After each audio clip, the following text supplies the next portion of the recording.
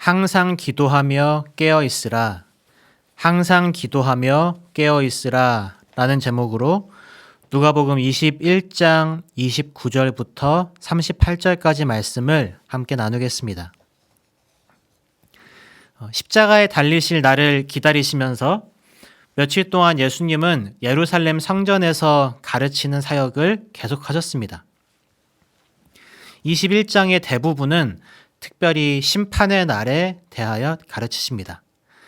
먼저는 예루살렘의 종말이고 그 다음은 세상의 종말입니다. 예루살렘은 이방인들의 군대에 둘러싸일 것이고 칼날에 죽임을 당할 것입니다. 이 예언은 주후 70년 로마 군대가 예루살렘을 함락시키며 성취되었습니다. 21장 25절부터는 세상의 종말의 때, 즉 예수께서 재림하실 때에 나타날 일들에 대해 말씀하십니다. 하늘과 땅과 바다가 요동하며 혼란할 때 두려운 일들이 세상에 펼쳐지고 하늘의 권능들이 흔들릴 때 그때에 사람들은 주께서 구름을 타고 능력과 큰 영광으로 오시는 모습을 볼 것입니다. 26절에 사람들이 세상에 임할 일을 생각하고 무서워함으로 기절할 것이라고 말씀하셨는데 믿는 자들, 그리스도의 재림과 하나님 나라의 도래를 바라는 자들에게는 28절에 일어나 머리를 들라 너희 속량이 가까웠느니라 라고 말씀하십니다.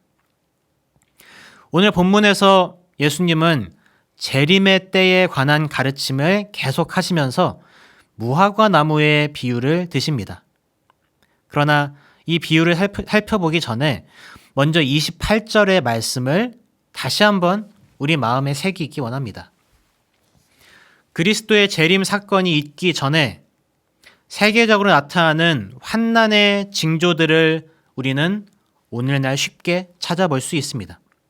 즉 누가복음 21장 10절부터 19절까지의 일들이 지금 이 순간에도 일어나고 있습니다. 전쟁, 전염병, 기후변화로 인해 심각해지는 자연재해, 신자를 향한 핍박, 인격을 상실한 증오범죄 등은 우리의 마음을 혼란스럽게 하고 또 두려움에 사로잡히도록 합니다. 그러나 그 모든 상황 속에서 주의 이름을 의지하며 주를 바라보는 성도들을 주님은 지키시고 또 인내할 힘을 주십니다.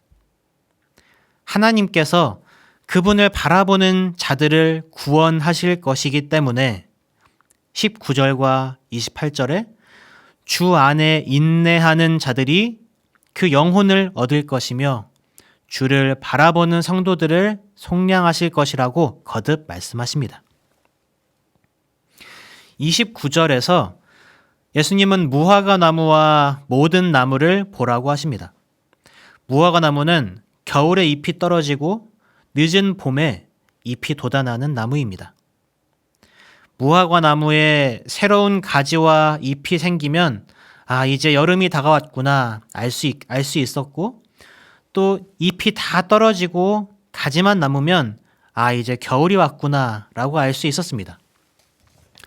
그러나 30절에 싹이 나면 너희가 보고 여름이 가까운 줄을 자연이 안다 라고 말씀하신 겁니다. 기상 전문가가 아니어도 식물에 대해 해박한 지식을 가진 사람이 아니어도 무화과 나무의 존재를 아는 사람이라면 누구든지 이러한 변화를 통해 계절이 오고 감을 확실히 알 수 있었습니다. 무화과 나무뿐만이 아니라 다른 모든 나무들도 그 변화를 통해 누구나 계절을 유추할 수 있습니다. 예수님은 마치 무화과 나무를 보고 계절이 옴을 알 수 있듯이 25절부터 27절에 말씀하신 사람이 기절할 정도로 혼란스러운 그 우주적인 징조들을 볼 때에 하나님의 나라가 가까이 왔음을 알 수 있다고 하십니다. 그리고 이것이 얼마나 확실한지 예수님은 진실로 너희에게 말한다고 하시고 또 이 세대가 지나가기 전에 모든 일이 다 이루어질 것이라고 확신하십니다. 거기에다가 천지는 없어지겠지만 내 말은 없어지지 아니하리라 라는 말씀까지 덧붙이셔서 이 종말의 때가 분명히 있으며 그 때가 이르기 전에 나타날 징조들도 또한 확실히 있을 것이라고 강조하십니다. 이와 같이 부활하시고 승천하신 우리 주님이 다시 이 땅에 내려오실 때, 즉 그리스도의 재림, 종말의 때, 그때에 이 땅에 사람의 마음과 감각에 경고를 주는 모든 것들이 다 동원이 될 겁니다. 존 라일이라는 사람은 이 본문에 대해 다음과 같이 주석합니다. 무감각하고 회개하지 않은 사람이라도 그리스도의 재림의 소식을 들을 때에 두려워 떨 것이다. 세상의 일들이 갑자기 끝나고 세상의 귀한 것들이 무가치하게 될 때 그는 어떻게 하겠는가? 사방에 있는 무덤들이 열리고 심판받으라는 나팔 소리가 울릴 때 그는 어떻게 하겠는가? 자기가 그토록 부끄러워하고 무시하던 바로 그 복음의 예수님이 하늘의 구름 가운데 나타나셔서 그의 모든 원수들을 발 아래 밟으실 때 그는 어떻게 하겠는가? 그는 참으로 산더러 우리를 가리우라 할 것이며 작은 산더러 우리 위에 무너지라 할 것이다. 그러나 그가 이전에 그리스도를 부르지 않았다면 도움을 구해도 소용이 없을 것이다. 장차 올 진노로부터 일찍이 피하며 어린 양의 피로 씻음을 받는 자는 복된 사람이다.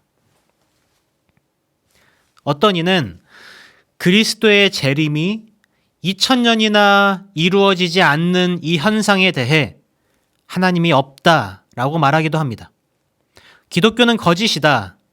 천국과 지옥이라는 개념으로 사람들의 공포심을 일으켜서 장사하는 집단이다. 하나님은 없다. 예수는 거짓이거나 혹은 실패했다. 등등 여러 말들을 합니다. 그들은 하나님이 구약시대부터 얼마나 오래 인자와 자비가 풍성하시게 오래 참으시는 분인지 알지 못합니다.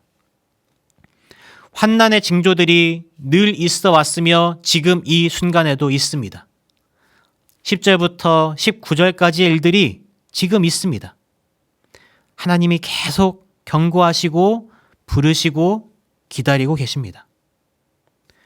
창조주 하나님 자신의 희생으로 피조물인 사람을 단 한 사람이라도 구원해야 할 책무가 하나님께 없습니다. 그런데 그런 분께서 한낱 피조물이 되시고 고난당하시고 인류의 저주를 홀로 다 감당하시고 죽으시고 부활하시고 승천하셔서 지금도 기다리고 계십니다.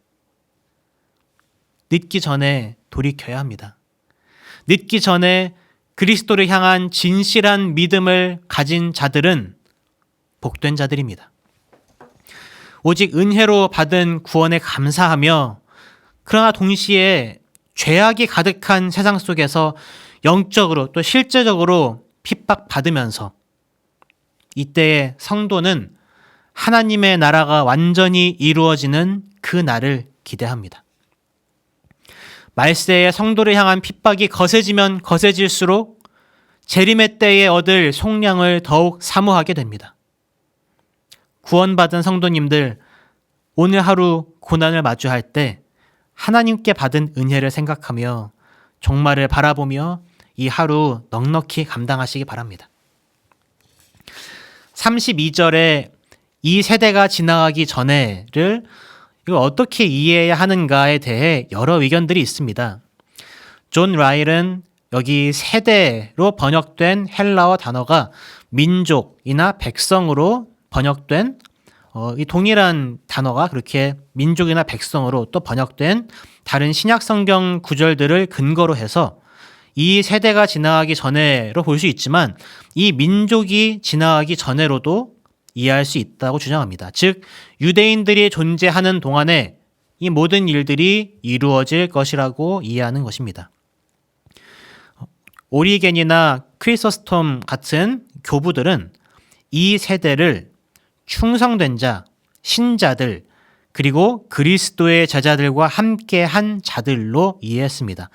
이렇게 해석할 경우에 그리스도는 마지막 때에 그 무서운 환난 중에도 항상 믿는 백성들을 가지실 것이라는 말씀이 됩니다. 선택받은 자들은 결코 멸망되지 않는다는 것입니다. 이 두 가지를 포함한 대부분의 견해들은 어찌되었든 오늘 본문에서 말씀하시는 이 세대가 예수님의 재림과 관련이 있다고 봅니다.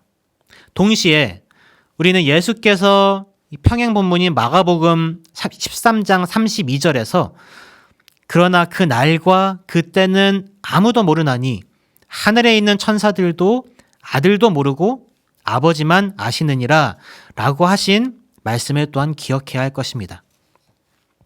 예수께서는 지금 어느 특정한 시기를 콕 집어서 말씀하시는 것이 아닙니다. 예수께서 오늘 주시는 교훈은 이 모든 일들이 반드시 있을 것이며 이러한 일들이 반드시 있을 그때에 정신 똑바로 차리고 하나님 바라보라는 것입니다. 그러면 이 종말의 때를 살아가는 우리는 어떻게 살아가야 할까요? 34절부터 36절까지 예수님은 항상 기도하며 깨어 있으라고 말씀하십니다. 34절에 스스로 조심하라고 하십니다. 조심하지 않으면 술을 탐닉하게 되고 그래서 술에 취하고 방탕한 삶을 살게 된다고 하십니다. 술은 사람의 이성을 마비시킵니다. 그리하여 절제하지 못하게 하며 절제하지 못할 때에 성도다운 옳은 길, 위로운 길에서 벗어나게 됩니다. 또한 조심하지 않으면 먹고 사는 문제, 이 세상의 염려로 마음이 둔해진다고 합니다. 하나님보다 돈을 더 사랑하게 되고 하나님보다 세상의 성공과 사람들과 일과 쾌락 등등이 더욱 중요해집니다. 그렇게 무절제하고 세상적인 삶을 그냥 매일의 그러한 삶을 그렇게 살아가다가 그 날이 갑자기 임합니다. 재림 전에 여러 징조들을 우리가 분명히 보고 있는데 조심하지 않고 매일의 삶을 그냥 살아가다가 그 날을 마주합니다. 덫과 같이 임한다라고 말씀하시는데요. 이것은 마치 그 쥐덫을 생각할 수 있을 것 같습니다. 고소한 냄새를 풍기는 아주 먹음직스러운 치즈를 생각 없이 가서 맛보는 겁니다. 그러다 갑자기 쥐덫에 쾅 하고 걸리게 되는 거죠. 당연한 일상의 생활이 덫이 되고 재림의 때가 덫이 닫힘과 같이 갑자기 임합니다. 그리고 35절에 이 날이 온 지구상에 거하는 모든 사람에게 임한다고 합니다. 한 사람도 빠짐없이 모두에게 공평하게 임합니다. 그때에 악인은 심판을 받고 의인은 구원을 얻습니다. 의로운 행동을 해서가 아니라 그리스도의 피로 그 죄가 가리워졌기 때문에 예수의 보혈로 인해서 위롭다 여겨지는 이렇게 칭의를 얻은 하나님의 백성들은 바로 그날이 구원과 승리의 날이 됩니다. 그러나 그 날이 이를 때까지 예수님 앞에 설 때까지 성도는 항상 기도하며 깨어 있어야 합니다. 예수님은 십자가에 달리시기 전 며칠 동안의 그 시간을 이와 같이 종말의 때를 준비시키시고 또 여러 가지를 가르치시는 일에 온 힘을 쏟으셨습니다. 성도 여러분, 여러분은 종말의 때를 어떻게 준비하고 계시는지요? 혹시 그날이 더디 온다라고 생각하면서 절제하지 못하고 세상의 기준에 스스로를 끼워 맞추면서 살아가고 계시진 않습니까? 그때와 시기는 정확히 알지 못하지만 우리는 적어도 지금이 종말을 앞에 둔 세대라는 사실을 말씀을 통하여서 분명히 잘 알고 있습니다. 하나님의 오래 참으시는 자비와 사랑을 오해하지 마시기 바랍니다. 방종을 허용하시는 것이 아닙니다. 기다리시다가 때가 되면 그 날이 덫과 같이 임할 것입니다. 그때 우리가 주님을 피해 숨지 않고 인자 앞에 서도록 항상 기도하며 깨어 있기 바랍니다. 오늘 하루 깨어 기도하며 주와 함께 동행하시기 바랍니다. 기도하겠습니다. 하나님, 우리에게 구원을 허락하시고 하나님의 나라를 약속하시니 감사합니다. 또한 오래 참으시며 심판과 구원의 때, 그리스도의 재림의 때를 연장하시니 이 또한 주의 은혜임을 고백합니다. 성도들은 이 때를 스스로 조심하여 마음이 둔해지지 않도록 항상 깨어 기도하게 하시고, 또한 아직 예수님을 모르는 사람들에게는 징조가 보일 때에 주의 경고하심을 듣고 회개하여 구원받을 수 있게 하소서. 예수님의 이름으로 기도합니다. 아멘.